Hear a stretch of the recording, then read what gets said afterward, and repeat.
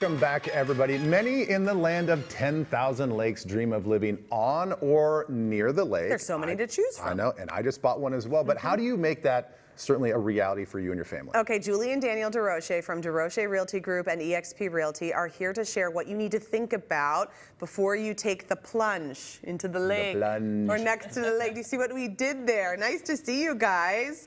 Okay, there are lots of things to think about when you're talking about buying a lake home. So first of all, you want to decide like how much you're going to live there, right, Daniel? Like what are you really looking for? Yeah, do you want to be full-time or is it somewhere you want to go to relax? Is it truly just going to be a getaway cabin and you live in the city, or are you going to be there full time? And you really have to think about that because it really changes the whole experience. Like if you're going to live there full time and it's just your one home on the lake, you never feel like you're getting away. Yeah. Like at all, ever. And you're gonna have friends there every weekend. So, you know, that's the good part about a lake. That's true, but I would like to have friends there. That looks very nice to me. Hello. I should wear my glasses. See, that's a lake house. That's not a lake cabin. Not a cabin. Yeah. But owning two homes, you know, I always end up, like, when you look at people who have a cabin and a house, sometimes if they say like, oh, we couldn't get a place in the lake in the city, I'm thinking, yeah, you could. Like if you combined what those two are. Absolutely. Like, and all the maintenance? That's what I was going to say. The cost, think about the sheer cost of buying both properties for starters, okay? Then the cost of insurance on both properties, the maintenance on both properties. If you don't get to the cabin one weekend, somebody has to go mow the lawn or your neighbors are going to be mad at you. Yeah. You know, you got all the drives. So having two, you know, but at the same time, now you feel like you're getting away.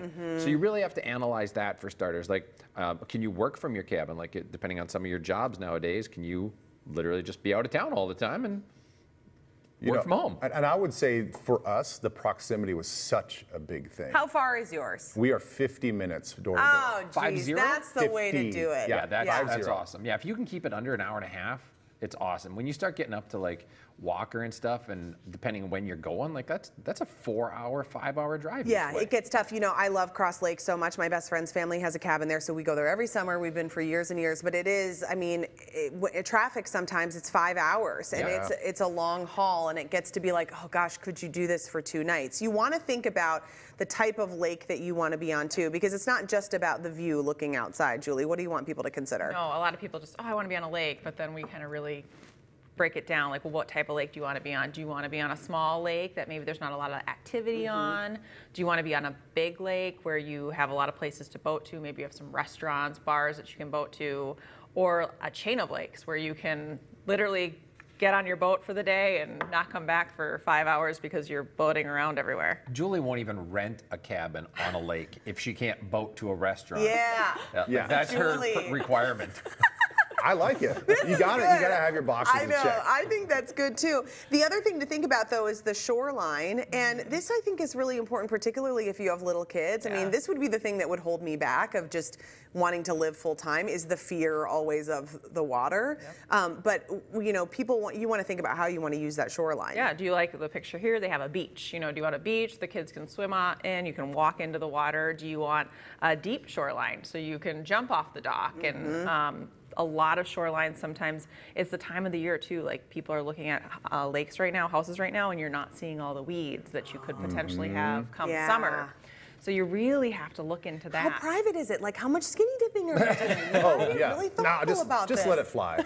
Yeah, it doesn't matter. Just let You're Ben's neighbor. That's what you're going to get. It's private property. Yeah. That's good. The other thing is the elevation. What do you mean by this? So, and I think, well, kind of like what Julie was just saying, some people want that sandy beach, you just walk right out. I personally like the higher elevations where you're up in the treetops overlooking the lake and not staring at the boat running right in front of you.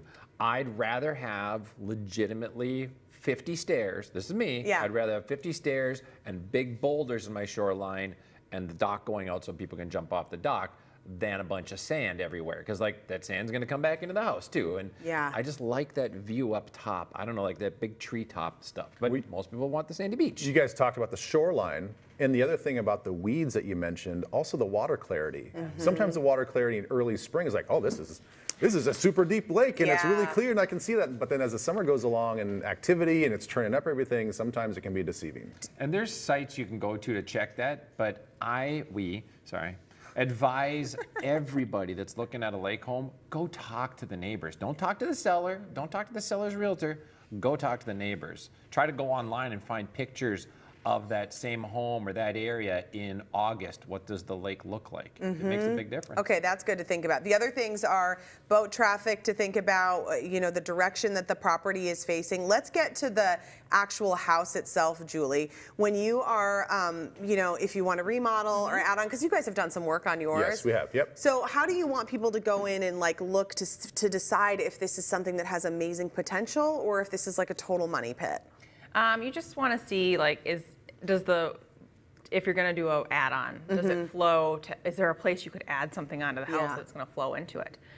Can you add on? Yes. That is a big thing with lake properties. They are not like normal city properties or normal properties. There's a lot of restrictions because of the lake, how close you can be to the lake. So you really have to check with the city on what you can do as far as adding on. So if you even think you're going to be adding on in 4 or 5, 10 years down the road even, check on those things while you're buying it so you know if those are things you can do. Yeah. Have you ever had anyone realistically understand how much it costs to have a second home, or is it always more expensive than you think? Because of just like bringing in the dock, taking the dock out, you know, all that kind of stuff. I would say it's always going to be more expensive than most people think.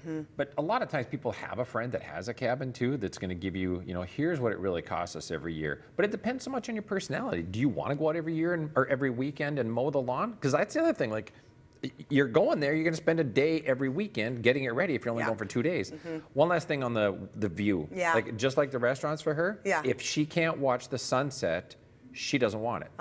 She's a sunset person, Sound not like a sunrise. Really, like picky person Gotta right be now. west facing. Exactly. You want restaurants and sunsets, Julie. That's not too much to ask out of Yeah. life. That is like a really beautiful thing. And a cocktail every day at 5 o'clock. I Let's don't go. think any of that is too. While you're that's watching the not too much. Okay, so if you're thinking about it this summer and you've never like really considered, do you recommend renting some cabins, trying to like go to visit some friends' cabins, and then really getting clear about what you want? Yeah, drive times, different lakes, different sizes, what you want on, and yes, go stay with some friends, rent some, like we rent Spend one time in every the area, year. Yep, the the cities town. of the towns that they're in, go to the coffee shop that you'd go to, all that stuff. But This think is good about the stuff. cute little towns too, not just where the lake. The area is very important. You guys are great. I'll take an invite to any of your cabins anytime. So fabulous. I'm a wonderful guest. I bring lots of food and cocktails. Okay, if you would like Julie and Daniel and the team at Desrochers Realty Group and EXP Realty, Ben, we're going to go over there. You got it, buddy. To help you buy or sell a home anywhere, any of these lake communities, whether it's in the city or way up north, you're going to find their contact information on our website, twincitieslive.com.